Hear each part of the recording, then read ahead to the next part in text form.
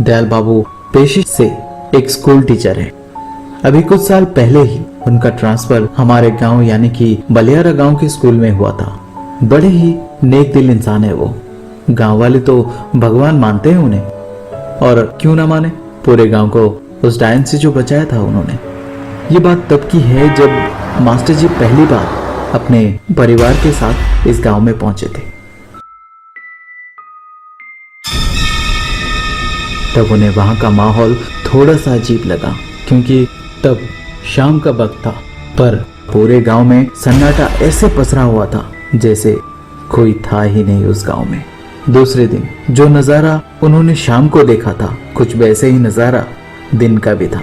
दिन में कभी कभार एक आध लोग दिखाई दे भी जाते, लेकिन जैसे ही शाम होती है वैसे ही सब लोग घर के अंदर। जहां बड़ों की हालत ऐसी है वहां बच्चों की तो ना ही पूछो तो ही बेहतर। बच्चे तो स्कूल तक नहीं आते थे। आखिर बात क्या है ये जानने के लिए मास्टर जी गांव गए लोगों से बात करने के लिए, और वहां जाकर पता चला कि वो पूरा गांव एक डायन के खौफ से जूझ रहा था। गांव में एक के बाद एक मौतें हो रही थी। अभी 2 दिन पहले ही उस डायन ने एक बच्चे को उसके घर के आंगन से ही उठा लिया था। बेचारे उस बच्चे के माँ बाप का तो बुरा हाल हो गया था रो रो कर। दूसरे दिन उसके कुछ कपड़े गांव वालों को मिले जो खून से सने हुए थे। ये कोई पहली बार नहीं हुआ था। इससे पहले और भी कई बच्चे गायब हो चुके थे इस गांव से। उसका ज्यादातर शिकार हमेशा बच्चे ही हुआ करते थे, जिस वजह से गांव वाले छोटे बच्चों को घर से बाहर नहीं जाने देते थे। और यही वजह थी कि स्कूल में कोई बच्चा पढ़ने नहीं आता था। ये सुनकर मास्टर जी को उन लोगों पर हंसी जरूर आई थी, क्योंकि वो अभी तक सच्चाई से वाकिफ नहीं थे।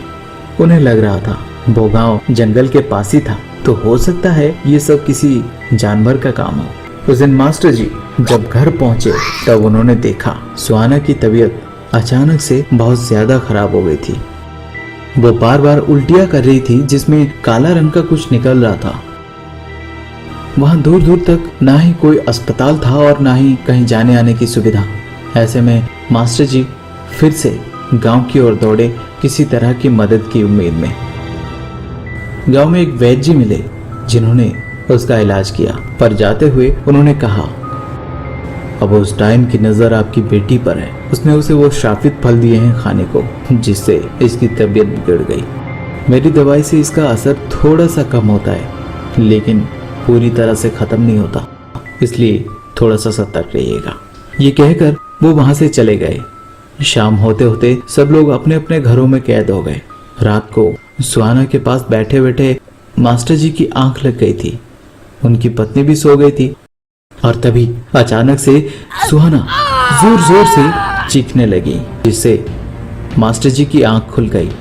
सुहाना दर्द के मारे पेट पकड़े जोर जोर से चीख रही थी, और उसके मुंह से काला झाग जैसा कुछ निकल रहा था।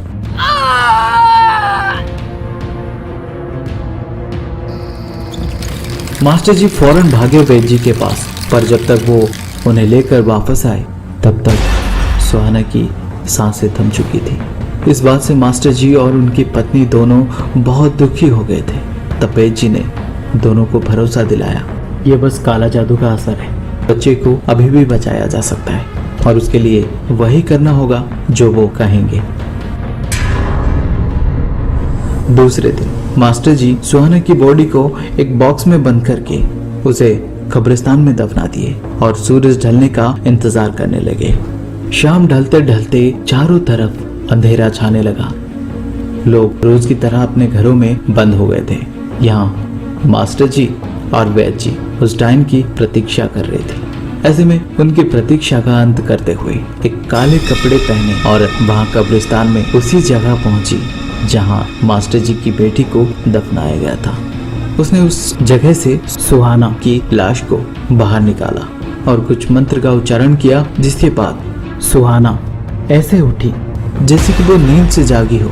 अब सुहानी बिल्कुल ठीक थी और जिंदा थी। वो डायन मंत्र से एक जगह पर आग जलाई, जिसके बाद उसने एक बड़ा सा छुरा निकाला, जिससे साफ पता चल रहा था कि वो सुहानी की बलि देने जा रही थी।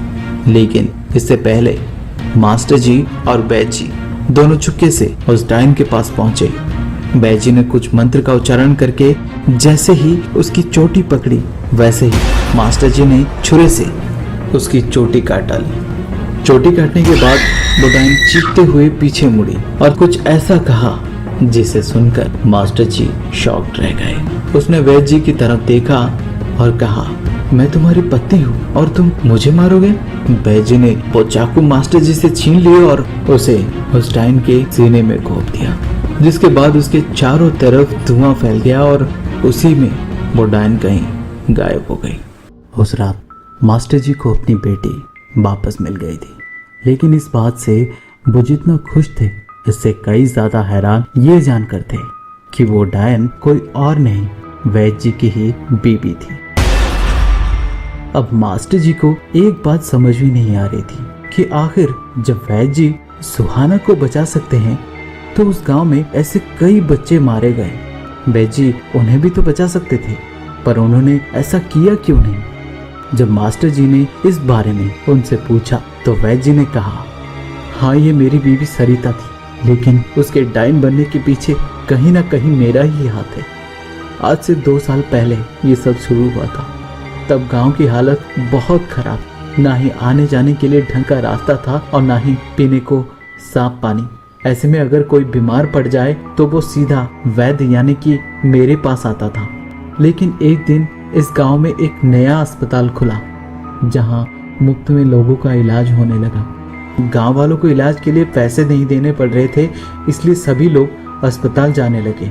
इससे हमारी कमाई एक तरह से ठप हो गई थी। भूख से तड़प रहे थे हम दोनों। तब एक बार भी किसी ने नहीं सोचा हमारे बारे में कि हम कितने तकलीफ में थे।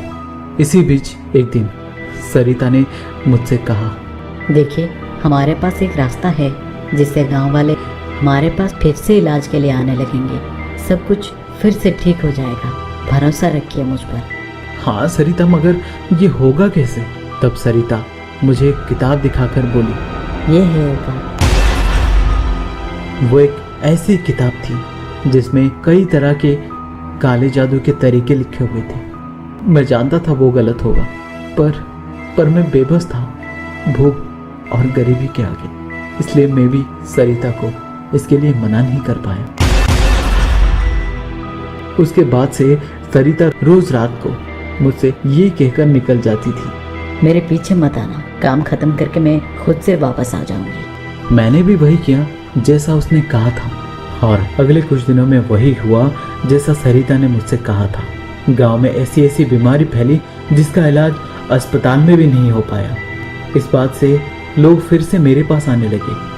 सच कहूं तो मुझे कुछ भी नहीं पता था, ना ही उस बीमारी के बारे में, ना ही उसके इलाज के बारे में। वो तो सरिता ने कुछ दिया था मुझे और कहा था कोई भी आए इलाज के लिए तो उसे यही दवाई देना। मैं वही करता था और लोग इस दवाई से ठीक भी होने लगे थे। कुछ ही वक्त में मैंने काफी पैसे भी जमा कर लिए थे, लेकिन इसी दौरान सुनने में आया गांव के शमशान के पास एक बच्चे की किसी ने बलि दे दी है। ये सुनकर मैं बिल्कुल दंग रह गया। मुझे सरिता पर शक हुआ, कहीं ये काम उसका तो नहीं। जब मैंने उससे इस बारे में पूछा तो वो मुझ पर भड़क गई और बोली थी ना तुम्हें अपने काम से काम रखने को। उसी रात को मैंने सरिता का पीछा किया तो मैंने देखा सरिता हाथों में लालटेन लिए शमशान की ओर जा रही थी, और वहां पहुंचने के बाद उसने वहां एक जगह से मिट्टी हटाकर उसमें से बच्चे की लाश को निकाला। तब मुझे अंदाजा नहीं था कि वो करने क्या चाह रही थी, लेकिन थोड़ी ही देर में मैंने वो देखा जिसे देखने का मैंने सपना तक नहीं देखा था। सरिता ने कुछ मंत्र पढ़ा जिससे वो लाश फिर से जिंदा हो गई। सरिता उसे देखकर जोर जोर से हंसने लगी। उसके हाथों में एक तलवार थी और उसी तलवार से उसने उस बच्चे की गर्दन को उसके धड़ से अलग कर दिया। उस रात मैंने सरिता को दरिंदगी की वो सभी सीमाएं लांघते हुए देखा। मैंने देखा उस लाश में से बहता खून को सरिता अपने पूरे बदन में लेप रही थी, और वो उस लाश को ऐसे खा रही थी जैसे कि वो कोई इंसान नहीं, कोई जानवर थी। ये सब देखने के बाद मेरा पूरा शरीर किसी सूखी पत्ती की तरह कांपने लगा था। मैं उसी वक्त घर वापस आ गया अगले दिन जब सुबह उठा तो मैंने देखा सरिता बहुत खुश दिखाई दे रही थी, लेकिन मैं इतना डरा हुआ था कि मेरी हिम्मत भी नहीं हो रही थी कि उसे कुछ पूछ सकूं। अरे क्या हुआ तुम्हें, इतने डरे हुए क्यों लग रहे हो?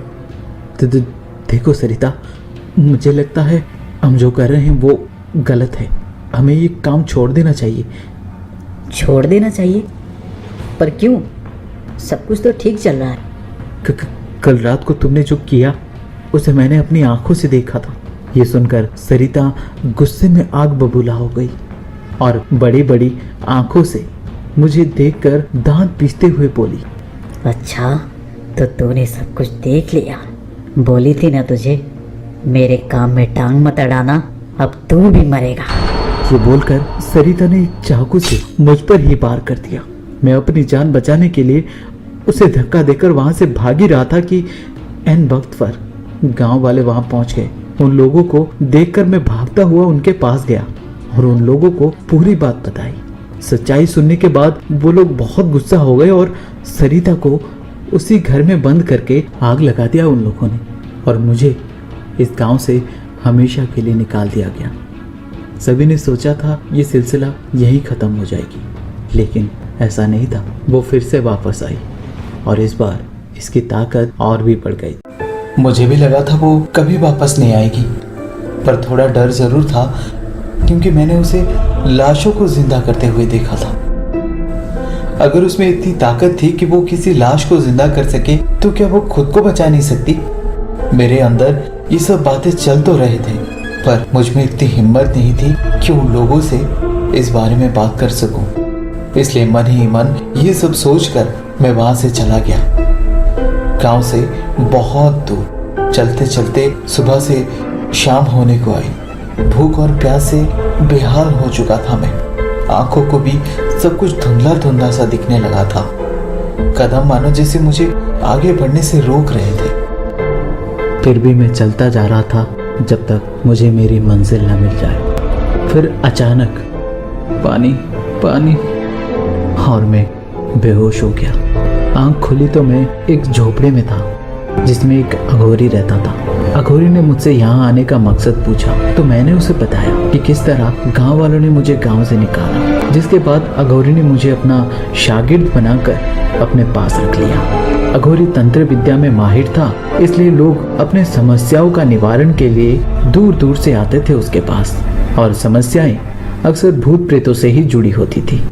एक दिन ऐसे ही समस्या के साथ एक आदमी अघोरी के पास आया। उसने बताया कि उसका गांव किसी शैतानी आत्मा से प्रभावित है, जिस वजह से गांव के लोग बहुत ही अजीब तरह से एक के बाद एक मर रहे थे। इसलिए उसे अघोरी की मदद चाहिए उस शैतानी आत्मा से उन्हें बचाने के लिए। और ये सुनकर अघोरी भी वहां जाने के लिए मान जाता है। उसी दिन हम दोनों उस आदमी के साथ उसके गांव गए। वो आदमी हमें उसके घर ले गया, जहाँ हमने एक बच्चे को देखा जो लगभग अधमरा सा पड़ा था एक चारपाई के ऊपर। अघोरी कुछ मंत्रों का जाप करते हुए उसके माथे पे अपना हाथ फेरने लगा।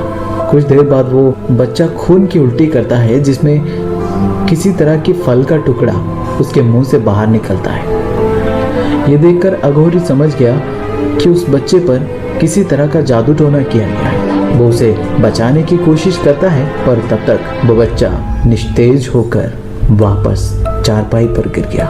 उसका शरीर धीरे धीरे ठंडा होने लगा था, जैसे कि किसी इंसान के मरने के बाद होता है। ये देख उसके आसपास खड़े उसके परिवार वाले फूट फूट कर रोने लगे। तभी अघोरी ने कहा, इस लड़के पर किसी डायन ने जादू टोना का प्रयोग किया है, और वो ऐसा तभी करती हैं जब उन्हें किसी तरह की सिद्धि प्राप्ति के लिए किसी जिंदा इंसान का बलि देना होता है। ये बच्चा ना ही जिंदा है, ना ही पूरी तरह से मरा है। ये बस एक तरह की टोटके का असर है, जिसे सिर्फ उसी डायन द्वारा तोड़ा जा सकता है। आज अमावस्या है, वो इसे लेने आएगी।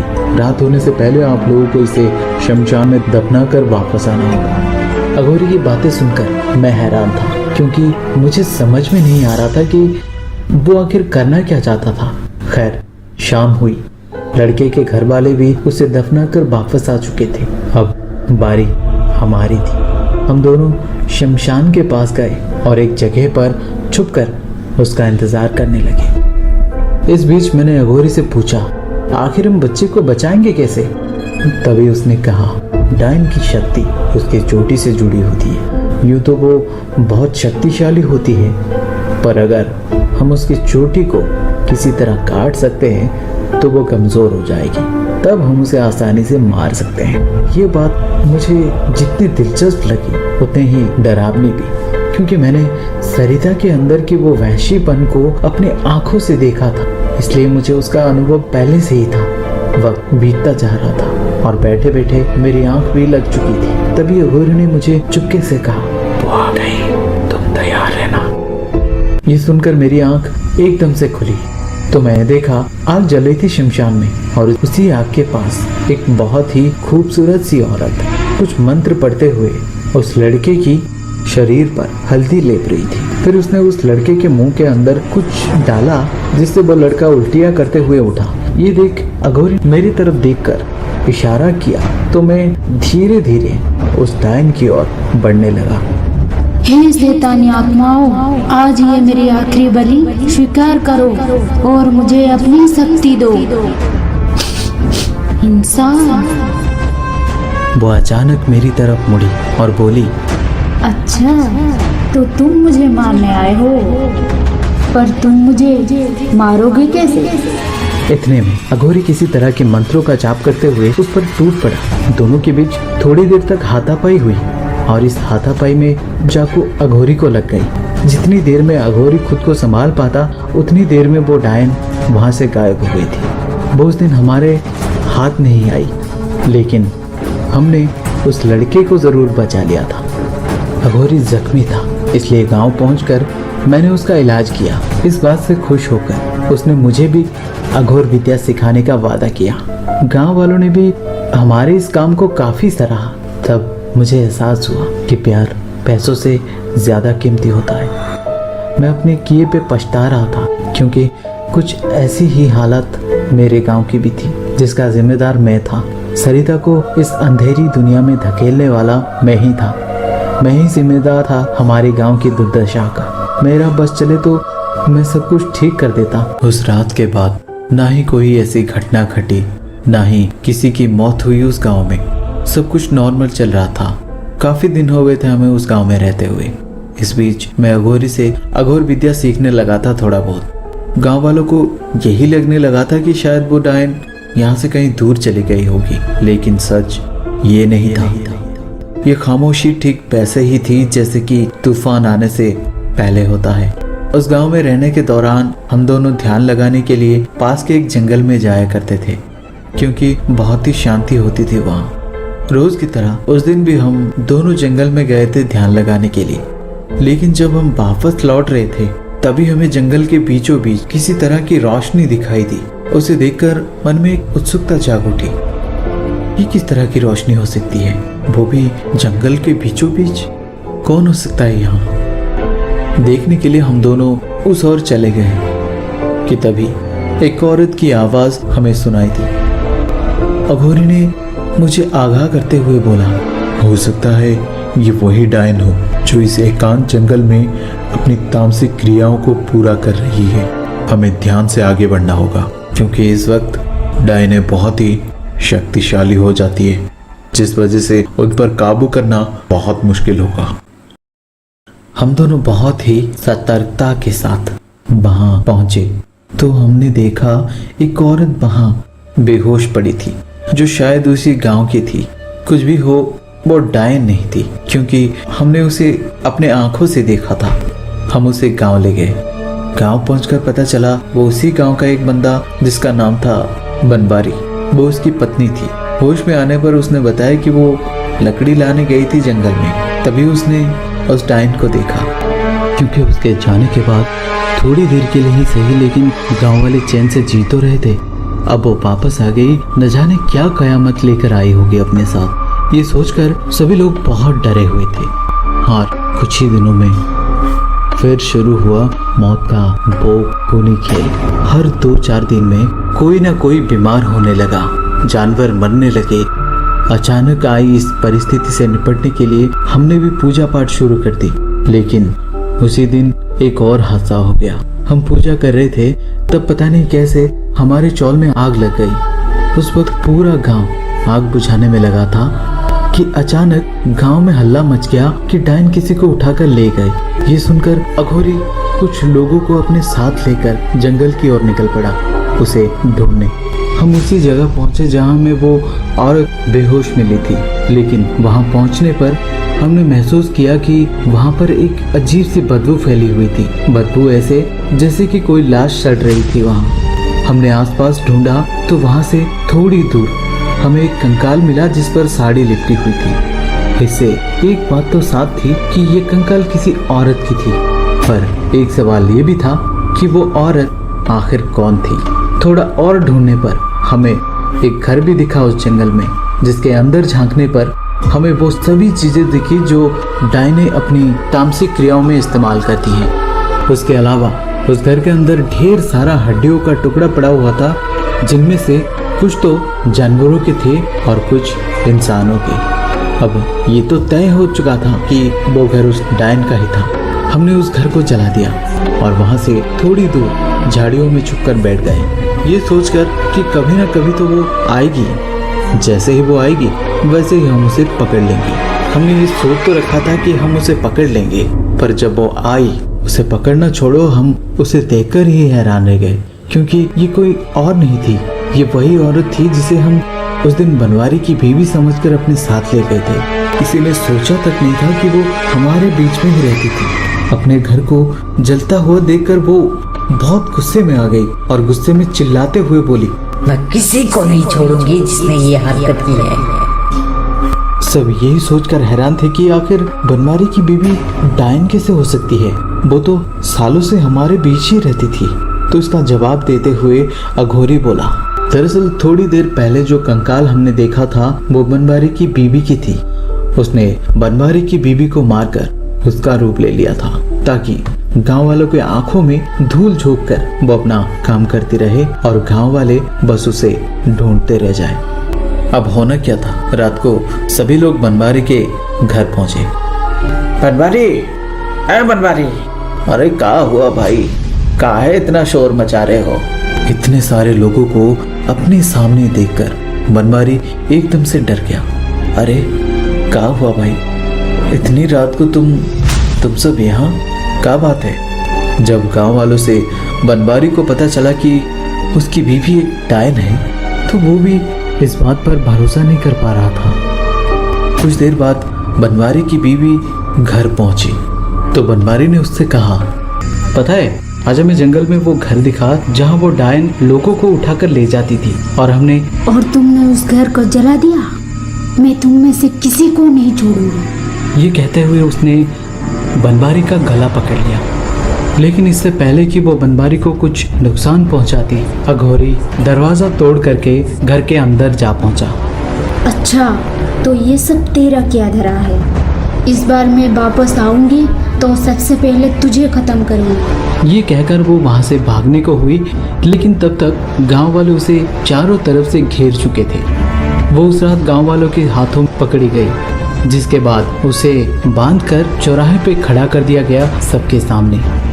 और जब अघोरी ने सबके सामने उसकी चोटी काट दी, तब वो औरत एकदम से बदलकर एक बूढ़ी औरत में परिवर्तित हो गई, जो बहुत ज़्यादा भयानक दिख रही थी। जिसके बाद उसे फांसी दे दी गई और उसकी चोटी को एक खास अनुष्ठान द्वारा जला दिया गया।